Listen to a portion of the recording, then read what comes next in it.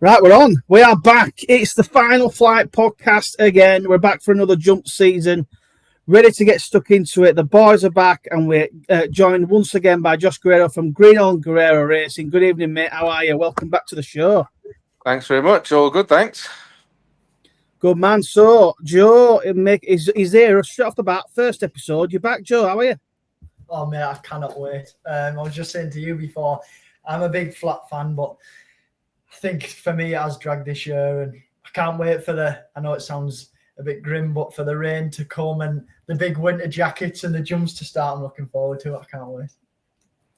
Good man. And Rich, his album's dropping in a couple of weeks. How are you getting on, Rich, mate? I'm currently homeless, so I'm having to use the father-in-law's music room, shall we say. So, yeah. Did you not have a violin for that one? In between moving houses, aren't you, Rich? You're doing well, mate. So, yeah, it's good to be back. Good man. So the two flat lads weren't even bothered. You're ready to get stuck into the jumps. But yeah, we're ready for it now this season. We're just going to get the juices flowing. Luckily, we've managed to get Josh on again. We're going to go through sort of some of his stable stars. He's going to tell us exactly who's going to win and when they're going to win. And it's going to be fantastic. I'd love to. I wish he could. If only we had a crystal ball. Yeah. Yeah, first of all, I was just going to say, how's the summer been? Are you looking forward to getting revved up properly for the new season? Oh, good. Yeah, we had quite a good start to summer. We're probably about a similar amount of winners as we were this time last year.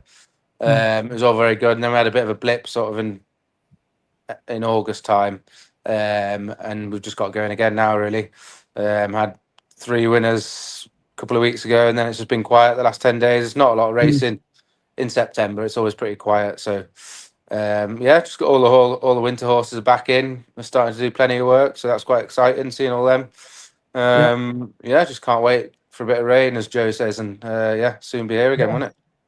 I know I'm sick of this one. I don't take it very well. We're sick of this to firm 5 furlong rubbish, aren't we? Ready for the jump? Yeah, exactly.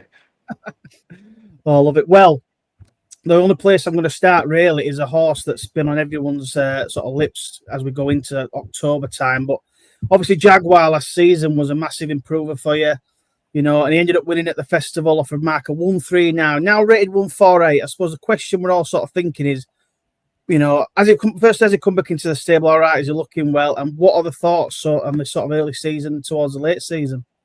He's all good. Came back a few weeks ago. He's doing plenty of work, and he looks amazing. He's probably grown again amazingly. You couldn't really believe it. He was so big, but he's filled out and got a bit taller, I think. So he's just one of those horses. Keeps surprising us. Keeps improving. Last season with him was obviously awesome. Just got better and better and better.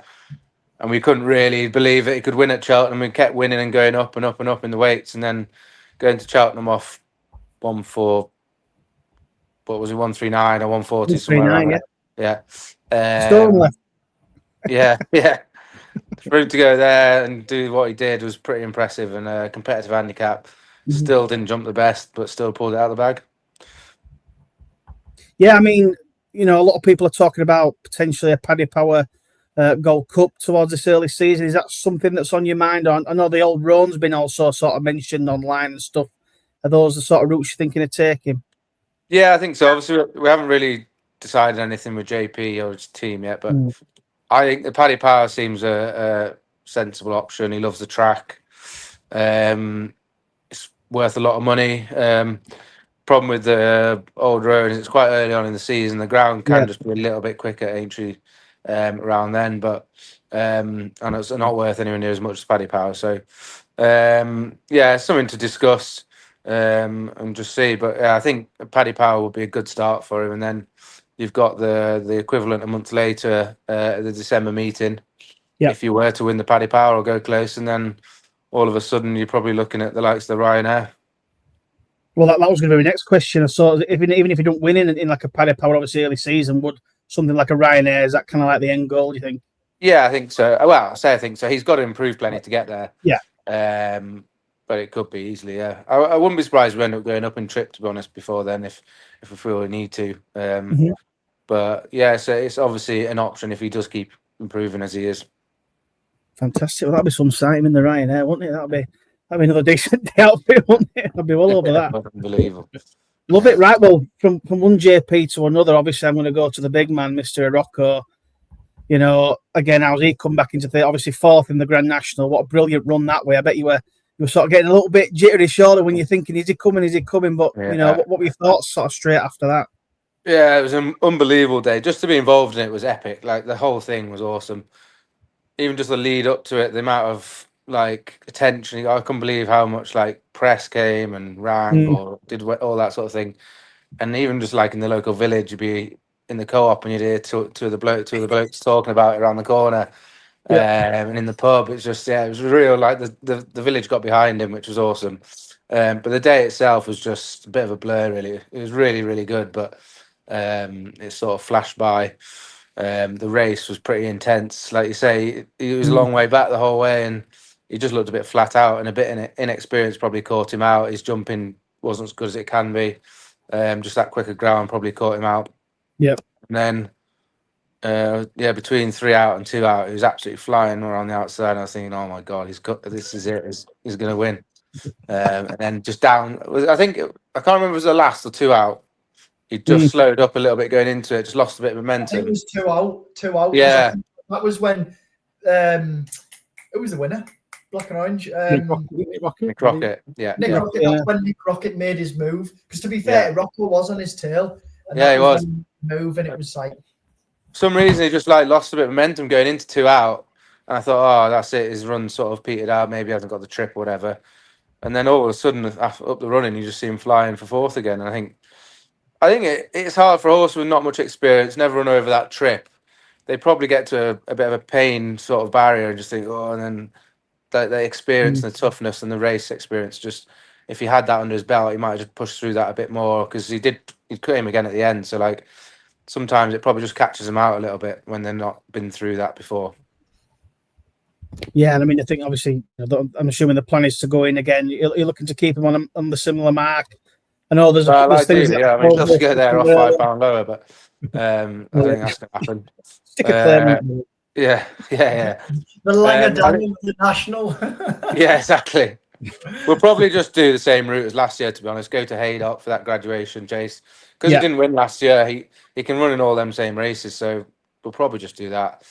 2.5 good. Like it sort of doesn't get to the bottom of him, keeps him sharp. He's still good enough to win or nearly win over that trip. So we'll keep doing that and just try and keep him exposed for the national and keep him as fresh as we can. Hopefully it's a bit softer. Perfect. And that's the key, yeah. I do think soft ground, a year's experience, another year's experience, a year stronger. The 7 lengths, or I can't remember what he got beaten it, whatever it was, could be made up with all those things together, hopefully. Yeah, 100%. I'm well looking forward to seeing him go through the season all the way to the Grand National. Next one, then I'm going to go with is White Rhino. Now, again, obviously, is he well? I know we got him down and rated 141. I suppose. Do you think the season kind of didn't really go to plan last season? I know he unseated, didn't he, at Kempton? I think the national chase was kind of being mentioned. Obviously, didn't get qualified. Did it kind of just fall away a little bit? Exactly. That was it. He obviously won first time offences, looked good, and then looked even better at Haydock second time offences. And he got to a rating where we thought we'd have a go in the Kyoto Star and obviously chase at Kempton. Yeah. And obviously that was just a disaster. And then just from then on, he just had little issues here and there. And we never got him back to where we really wanted him. Yeah, it was a bit of a nightmare in the end. But we put him out. We finished him nice and early, chucked him out in the field as early as we could. He's had a lot of time. He looks amazing, looks good. So we're half thinking we might just try and have a go at the Sefton or something first time out over the national fences in November, early November. 2 mile 5, galloping track, big fences. He travels, loves the better ground, which can be that time of year. I think we might try and do that, and then just play it by ear after that. Just try and take it step by step. Yeah. So that was some sight, White Rhino over them national fences. Exactly, I'm looking forward to watching that. He's built for it, and he's massive. So I was going to say, great, Grand Sefton, love it. Fantastic. Last 2 or 3 from me, then, and before we'll go on to Rich. But Making Headway is one I'd like to talk a little bit about. Not as much as a bit of a forgotten horse, but we've not seen him since sort of last April. I know he had a bit of an issue. But had some pretty decent form over hurdles. Are we likely to? Is he okay? We're likely to see him back over hurdles, fences. What do you think? Yeah, he's all. Well, I say he's all. He obviously got a bit of a leg injury, so he had a year Yeah. off. He's back in now. He probably won't run till December time. He was just going very steady with him, but he looks all good. He was obviously very annoying to get injured. He was schooling over fences at the time brilliantly, and we were really looking forward to like a good novice chasing campaign. He was one of our best horses from the previous year. He's a horse that's got a lot of ability, and I do think he should be a lot better over fences and a bit more of a trip. We were always trying to look after him a little bit over hurdles and going over 2 mile, and he did very well over 2 mile. But I do think as we step him up, he will improve, especially going chasing. So yeah, he'll be. We haven't got any plans for him yet. We'll probably keep it low key to begin with him having had time off. We just want to sort of nurture him back a little bit and get his confidence up.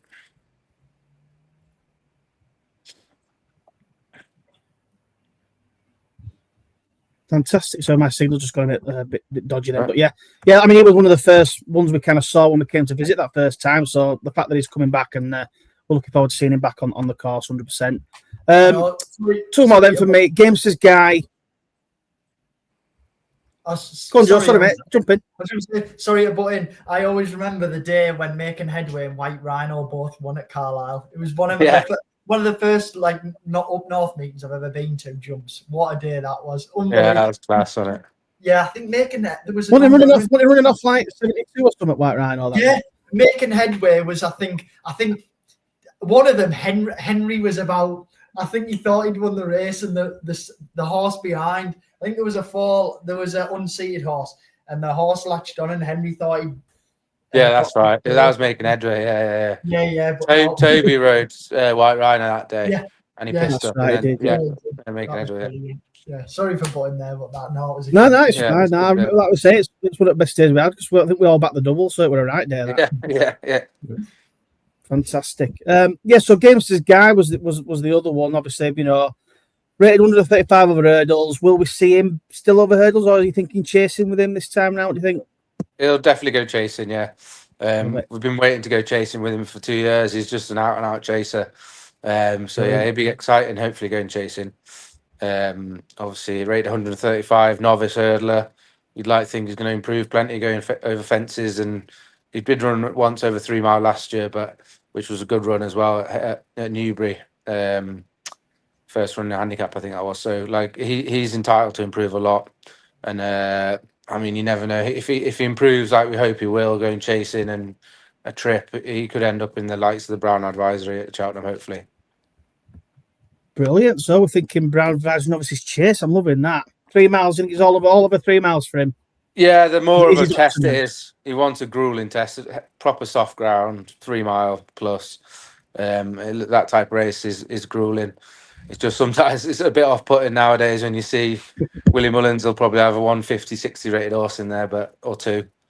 So, but if you get a chance to run those type of races, you have to have a go. No, you definitely do. Like I say, if you can get up to them sort of levels, you've got to have a go, haven't you? Why not? Exactly. And like you say, it's a proper grueling race. But if you've got a horse that enjoys that sort of thing, why not? Exactly. Why not? Brilliant. Well, we're excited to see him over fences. The last one for me, and just to ask how Gentleman Bill's going on. He's good as well. Yeah, he'll go over fences as well. Chasing as well. Fantastic. Definitely. Yeah. We seem to have a right good team of novice chasers this year, which is exciting. But he'd be one that he's pretty versatile on ground. Travels very well. I think chasing will definitely suit him. Start at 2 miles and probably step him up as we need to.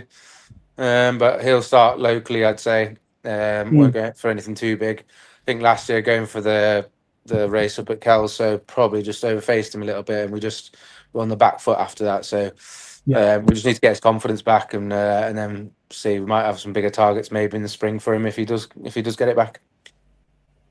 Fantastic. Well, thank you for that, Josh. Appreciate that. So I'm going to go to Rich now. Rich has got a few that like to go through, probably a few little handicap gems that he thinks are well handicapped. He wants to know how you've managed to keep getting beat. Yeah, exactly. Go on, Rich. Sorry. The first one I want to start off with Guerriero. I mean, he started off well in the summer, finished third in the Grand Sefton. Then I think he lost a bit of confidence at Doncaster, made a bad error. Yeah. He pulled up and then did he unseat and Yeah, it's a bit like similar to White Rhino in some ways. He started very well, and then that's what's so frustrating with horses. It can be such a fine, like small thing can just ruin the rest of their season. It's just especially at that level because it's so fast and furious. He ran a blind in the Sefton, staying on like a train, and obviously that's 2.5. Needs a bit more of a trip, so we were a favourite for the Beecher a month later, and then that was abandoned for wind or something. I can't remember. We had a right price. Oh, it was a disaster because we fancied him like mad as well. Going back there over further, basically a few of the same horses. Anyway, that went by the wayside. So we went to Doncaster. He's running a big race. Henry thought he was going very well, and then just nearly fell and got like bunched up in a load of traffic, and then just sort of he said lost his confidence, ballooned all the next 5, and stayed on a bit, but it was all too late. And then from then on, I think he was third at Haydock in an okay race, but he just wasn't quite the same after that. And I do think he is probably better on better ground, which he didn't really get after that. So we think we'll probably start off in the Sefton again. The owner's very keen to do that, and obviously ran well in it, so why not? But the main aim of him is probably going to be the Fox Hunters at Aintree in April. So he might have a couple of runs in handicaps, and then he'll go hunter chasing in the new year. No, spot on. The next one I've got is Kiwoo. I think he's rated about 121 over hurdles. He's got some nice French form. Looking. Yeah, exactly. He came over with some good form, and it just took him a while to sort of find his feet, which it can do a lot of the time with those French horses. He, I think the key seemed with him was the better ground. As soon as he stepped on that better ground, stepped him up in trip, he was a different horse. Won 2 at Bangor, and then he went to Haydock in a real competitive hurdle and ran quite well, probably just in front long enough. Again, he's going to go chasing. He was actually going to run at Sedgefield end of the month on the 30th, but he just had a little setback, so haven't actually got any plans for him yet. We'll just see how he is the next week, and then let's see. Probably he'll be ready mid-October, but he'd be one, I'd say, off his mark going chasing. He's still got a bit in hand. Yeah, he looks promising for sure. Another one that I think is probably going to go novice chasing is About Damn Time. I mean, he won on debut at Carlisle. Remember that day very well. I think Henry come on the podcast and he said he gave us that one because he weren't riding. Were he banned or something? That's right. Yeah, he wasn't riding. Yeah, and he was gutted. Wanted that he couldn't ride him. Well, I was saying to Henry, my friend from home, Fenton, his girlfriend's dad, Richard Collins. I don't know if you've heard of him, Josh. Richard Collins. Yeah. I think he used to ride. He had About Damn Time as a 4. Yeah, you told me about this actually. Yeah. You told me about that. Yeah. We do like him. It was annoying last year. We found it with the other horse we ran that day, Dazzle Like This. They were both first time out that day, and she finished second, ran a blinder, and he won first time out there, and it was quite good form. But they were both absolutely bollocks after the race because it is such a stiff track up that hill. I think first time out, when they're not had a run, they're not fully race fit, it can just like drag the guts out of them a little bit, like really bottom them out. And the pair of them just never ran a race after that. They both just sort of just not went Larry, but they just didn't want to push through like that. They just thought, oh, this isn't for me type thing. So we sort of just had to pick our way through, and neither of them ran like we wanted to. About Damn Time, I think he looks a different horse now. He's strengthened up. I think having a break would have done him the world of good. We thought he was well handicapped before, so I imagine going over fences, easy track, just to start him off, he should take a bit of beating off his mark, really. No, for sure, definitely. The next one I'm going to mention is one that Henry mentioned when he came on last season, was Eagles Gold. I think he helped school him or did something with it. But looking into it, he's rated 90. And his debut, all the horses are 110, 120. So to me, he looks like a shoe-in for something. Yeah. He's Henry owned him and broke him in, sold him to us. That's his connection. But he was just weak, I think. He was just literally like a big lanky teenager. Yeah. He's like a lower level sort of, yeah. Hey, level. hey. He's come back looking like me. You know what you're saying? Yeah, exactly.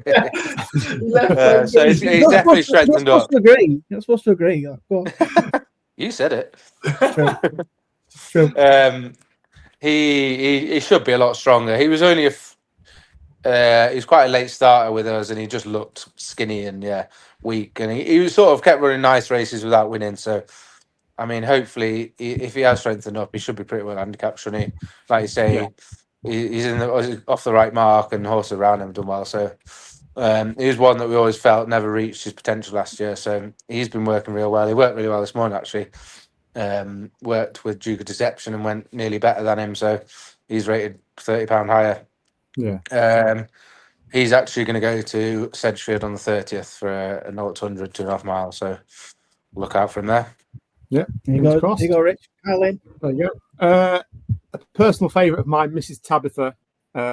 Again, seemed to run. She's actually retired. She just had a load of wind breathing issues. So she's gone to Toby Wynn's sister. She has him as like her as a show jumper. So yeah, shame. She looked promising, but just had too many issues, really. No, good Some stuff. good days, though. Some good days with her. Yeah, we Very did. good day. We did. Yeah. She was one of our 4-timer at Ludlow that day, which was also something to remember. Yeah. The last one on my list is one that Colin mentioned as probably one to follow last year when he was in bumpers. Was Peckforton Hills, I think is how it's pronounced. Yeah. He won a heavy ground bumper last bumper. season. That's right. I actually don't know how the forms worked out from that. I haven't looked for a while, but he should be a lot better going over hurdles. He just needs a trip. We never thought he'd win a bumper really, but I think because it was heavy ground, somewhere like Carlisle, he probably got away with it and looked like a stay. He just outstayed them. So I think he'll start over 2.5 miles for sure. Loves real soft ground. I mean, he'll probably should win a novice. So where we'll start, I'm not sure yet. But he'll want a galloping track. I mean, if there's a race at Carlisle, I imagine wouldn't mind going there as he coped with it so well. If we can get a run before somewhere locally. No, good stuff. That was all of my list. So I think Joe's got a few to shout about. Yeah, I've got a few. So the first one was Billy the Real Big Red. Won 5 races last year. Probably should have been 6. Sorry to interrupt. He's actually got a leg injury, so he's out for the season. Annoyingly. Oh, that's a shame. Yeah. He'll be back. He's only 5, so at least he's got plenty of time in his hands. But his form was unbelievable, really, last year, wasn't it? Yeah, I was going to mention that. Yeah, second behind Jaguar at Cheltenham. Yeah, his form was looking good. But My Noble Lord, obviously, come from the flat, got him, won his first race, didn't he? At Chepstow. I know you thought highly of him, and obviously, I wondered what your thoughts were with him. Yeah, again, a horse that we thought was a lot better than he actually ended up showing. He worked like hell at home. He always looked very smart. And I think it may be he obviously won, but the 3-year-olds in handicap hurdles do have a terrible record and they do struggle. And whether he just wasn't quite strong enough to be finished, because he looked like at Musselburgh one day, he travelled there like he's going to win. Same at Doncaster, and then he just didn't quite finish his race. We're just hoping that, a bit like Eagles Gold, he's young and weak, and another year on his back or another summer on his back, he could be a lot better. Hopefully, again, he might go chasing because he jumps so well. And I always remember John Joe won on him at Chepstow first time out, and he said he reminded him of a rocker. He said he doesn't feel like a flat horse. He just feels like a big national hunt horse. He just feels backward and slow, and when he gets a trip and strong enough, he'd be decent. So we're hoping that's the case. Oh, brilliant. And the last one I was going to mention was Mr. Yeats. He fell on his first start. He's another one that's done a little injury. He's out for the year. What was the sort of thing? Because I know you got him and he was sort of running over 3 mile plus, and you got him and he was running over 2.5. I was intrigued with it, really. Yeah, we're just trying to get his confidence back a bit and trying to just give him a few runs, get him back on a winning mark, and see how we could get his confidence back doing that. But unfortunately, hasn't panned out. Oh well, to be fair, that I think we've covered a lot of them there, haven't we? Especially from last year. Yeah, I was going to kind of ask sort of next. Is there any kind of newcomers into the yard that we've talked about some of the the well-known ones, the ones that we know the best, but is there any kind of newcomers that you've had to the yard that we might want to keep out of? Yeah, I mean, we seem to have loads of newcomers, which is obviously great. I mean, I'm just getting the list up now, but there's a horse that obviously Joey Bottles that ran once at Perth in a bumper. We felt he was as good a horse as we've had on the yard, especially as a novice. Before he went there, it was probably a bit of a long season for him, and it's sort of like quite late on. I think it was nearly April by the time we got to run him because the ground was so dry everywhere. And went to Perth, and he took on Murphy's horse. It was like a 250 grand 3-year-old. Can't remember what it's called now. Full Brothers to Duvan. I think it was Willstar. That's it. Is it Full Brothers Duvan and John Bon? Yeah. Took him on, and it probably just cost us second. But he jumps unbelievable and looks a fair beast. So he's one real excited about going novice hurdling. And then we've got another horse called Akara, who is a Irish point winner. She's a filly. Should have won first time out against the Geldings and had a big reputation. They thought she would beat the Geldings. That's why they ran against them. Got hampered badly and stayed on well, and then ran in a mares race a few weeks later and she sluiced up. So I think her in novices could be pretty dangerous. So I think she could win plenty of races. As far as the sort of I'll give you one actually that we've just had come from Philip Hobbs called Disguised Limit. So he's an expensive Irish pointer and ran in 3 novice hurdles, but just was runaway keen all the time. Just looked like a typical sort of Irish pointer that's just taking a bit of time to sort of realise what his job is. He's just doing too much all the time. You think he's got 107, and he should be a lot better than that. I think when he goes, you see him in a 2-mile handicap chase off at 107. He should take a bit of beating off that mark, really. He's a horse I really like. He's a big chasing type as well. Other horses really just the likes of Jack's Parrot when he gets on heavy ground, staying trips. He's at his best. I think we'll try and go back for the Tommy Whittle. He didn't get any chances apart from that day on real heavy ground, and he probably should have near enough won. He just end up in front a long way out and then got nabbed after the last. Looked like he was going to bolt at one point, did it? Well, exactly. Looked like it was. It's just so hard, isn't it, on that type of ground when you're in front for so long? It just gets tired and a bit lonely. Yeah. But when he does get heavy ground, he's at his best. So just keeping an eye out for that, really. But just there's a couple that I took interest in. You've got a Dr. Dino 4-year-old. Is it Backwaters? I think it's called. Oh yeah. He's a very nice horse. Yeah. He probably won't run till the new year, I'd say. He's just quite backward, and he needs good ground. So he was never going to be ready for the autumn. So we're just going to take our time and have him ready for the spring. But he's very nice. We really like him. He'll go for a bumper in the spring. And you got a lovely grey called Judicial Deference. Yeah, that's it. Yeah, we had him ready to run actually in the spring, and just it went too firm. But he's a big chasing type. He's probably wouldn't run in a bumper. Probably just start him over 2 miles in novice hurdle, let him find his feet, and just let him improve a bit as we step up in trip, I'd say. But he's a very nice horse, but he'll be at his best when he goes chasing. No, perfect. There is a horse one more a French horse that I really like is Las Canals. It's Cocorico, 4-year-old. We had him ready to run again in the spring, but just ran out of time. He won a bumper in France and then was third in a hurdle, but dropped right in, like way back, stayed on like a train. He's the fastest finisher, and the winner's gone on recently to win a listed race in France. So we do think he's well above average. So he'll probably start locally in a novice hurdle somewhere. I'd love to take him to Bangor or somewhere like that. It's not the biggest, nice, tight track. But yeah, he's got plenty of ability, so he's one to look out for in novice hurdles. The one that just sprung to mind was Malfoy Manor. Is he Yeah, annoyingly, he's gone somewhere else. Okay. Yeah, so he's not with us anymore. I'm going to say straight back to Rich pronouncing names. I say it's not taken long, has it? If you're struggling with a couple of them, won't you? Why can't just go horses like Jeff and Dave? I know, it made life easy, wouldn't it? It'll be all right, won't it? Stupid names. All them Frenchy ones. Yes, once you get all them French ones, it's impossible. No chance. Just best guessing it half the time. Yeah. Well, the last couple of questions I've kind of got for you then, Josh. Might put you a little bit on the spot, but I was going to ask you, can you maybe give us one or two? Obviously, you've got a really good string of horses, now it's going great. Maybe one or two where you think that they are very, very well handicapped, and maybe to look out for maybe this early part of the season where you think we might be able to catch them on a good day. Yeah.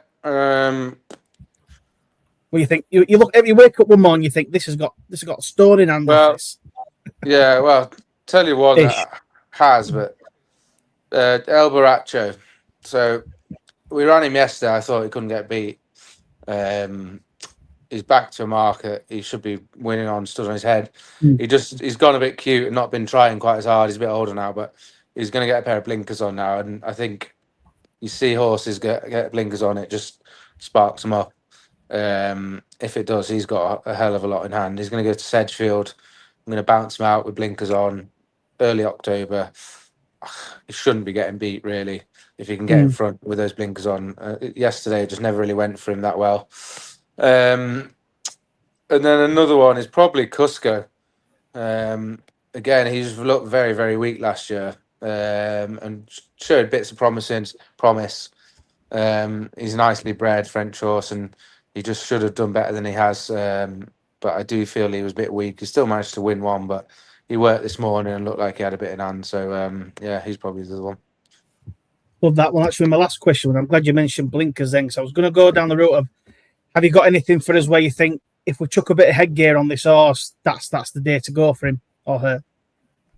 It'd be him. It'd be, El Baracho, really. El Baracho's the one. Can't see any others that I think that with, really. Yeah, no, he definitely be the one. Strong word for El Baracho then. Love that. Oh, yeah. Right, well, lads, have you got any other questions you'd like to ask Josh before we kind of wrap it up? Keep it a bit short.